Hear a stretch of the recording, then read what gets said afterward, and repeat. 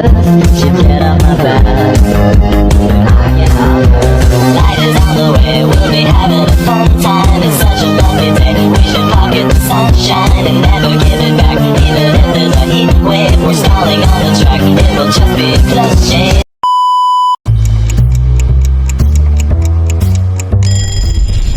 Setiap pagi mungkin kita bangun karena dengar suara alarm di HP kita. Sambil melek di pinggir kasur, buka HP dulu, update media sosial, dan sehabis mandi langsung berangkat ke sekolah naik ojek online, dan kalau mau jajan tinggal pesan makan. Semua lewat HP kita. Tapi pernah gak sih kepikiran kalau di zaman dulu semua teknologi ini emang belum ada? Terus gimana sih rasanya hidup di zaman sebelum teknologi yang kita kenal ditemukan? Jadi lebih enak mana? Hidup di zaman sekarang atau tahun 50-an? Pastinya banyak yang jawab lebih enak zaman sekarang. 70 tahun yang lalu jelas belum ada internet, belum ada YouTube video ini, dan tentunya belum ada smartphone.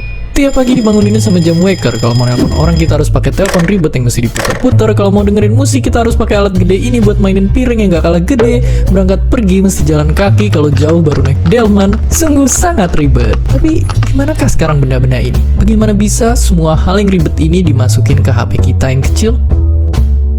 Jadi, ceritanya ada revolusi yang dipimpin sama teknologi digital. Sebelum revolusi ini, penyimpanan data masih berbentuk analog atau bahkan manual.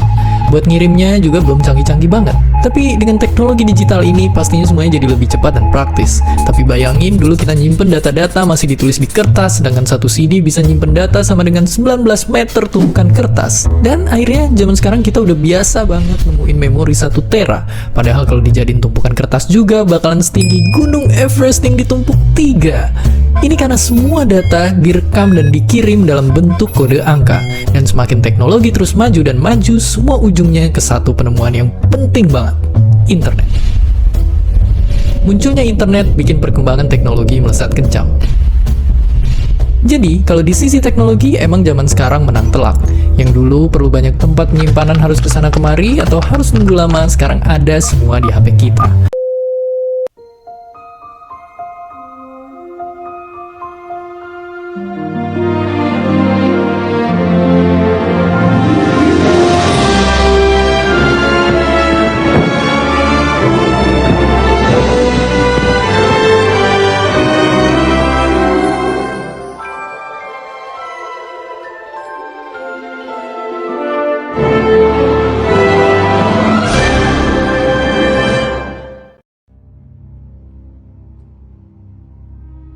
Kalau kalian harus milih mana yang lebih mending, masuk penjara seumur hidup atau hukuman mati?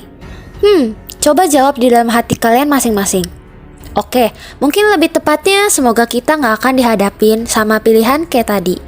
Karena itu tuh cuman buat kriminal, sedangkan kita selama ini hidup tenang nurut aturan yang ada.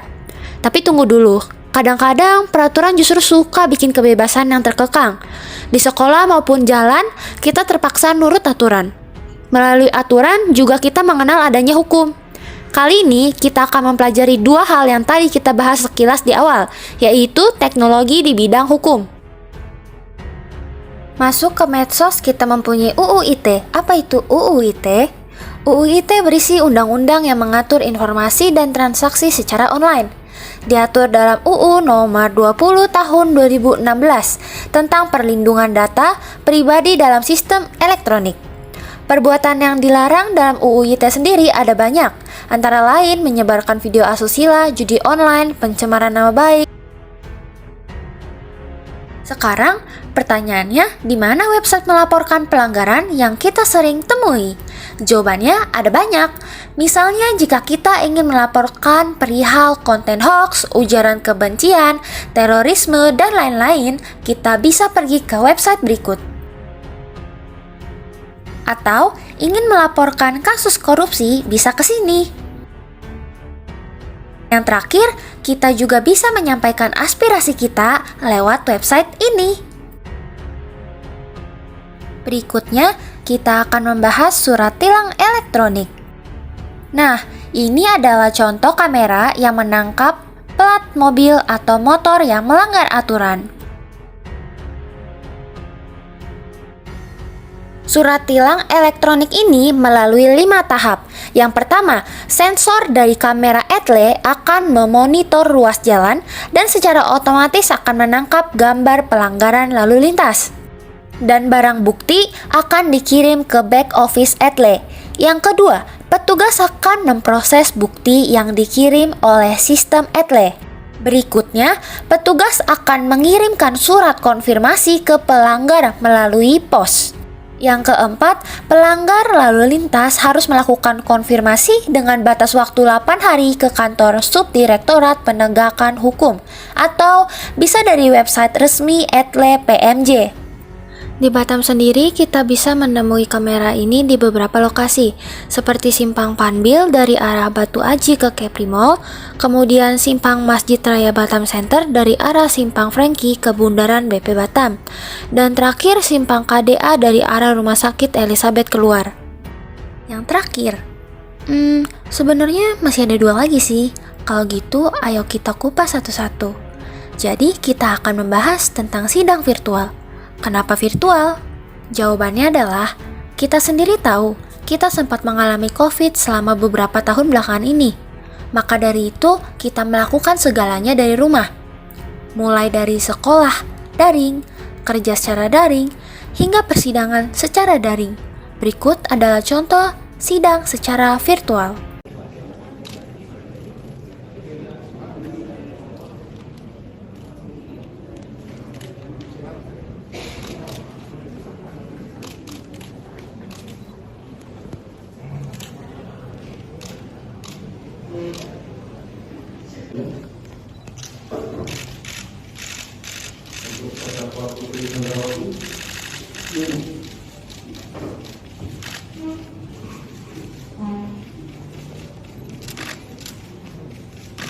Ini Bapak, untuk terdakwa Putri Chandrawati kami pagi ini Tidak terasa kita sudah berada di penghujung acara.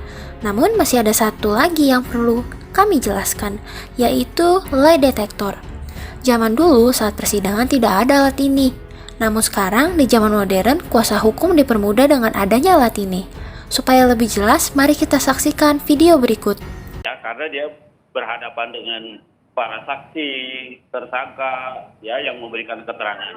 Nah, karena itu, ketika penyidiknya sendiri menjadi tersangka, seperti Pak FS ini, ya maka harus ada alat memang yang mengukur apakah keterangannya itu benar-benar apa murni yang terjadi atau realitas yang dia katakan, atau keterangan yang dibuat-buat atau keterangan palsu gitu ya.